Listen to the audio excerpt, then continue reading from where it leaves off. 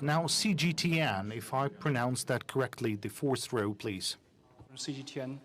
Mr. President, you've reiterated your readiness for peace talks with Russia. We know that UN Secretary General Antonio Guterres is visiting Moscow and Kyiv. We also noticed some reports talking about the US and its allies have centered on the weapons, how to ship the weapons to your country. But at the same time, we know that Moscow thinks that your continuous appeal for military support from NATO countries would not be helpful for the negotiations. Can you comment on that? Thanks.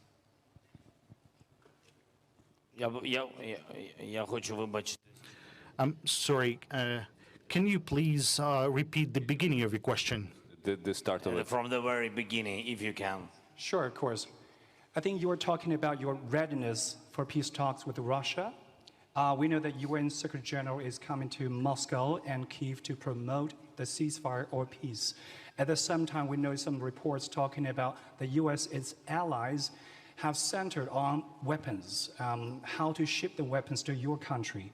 And Moscow thinks that your continuous appeal for military support from NATO countries is adding fuel to the fire and can be seen as a deterrent to negotiations. Can you comment on this? Thank you so much. Well, thank you for this question. First of all, we'll be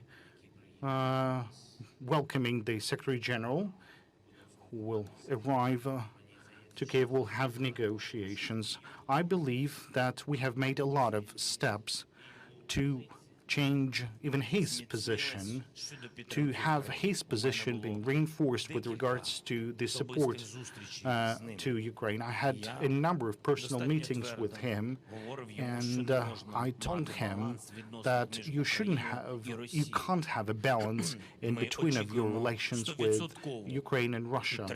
We expect 100% support from the security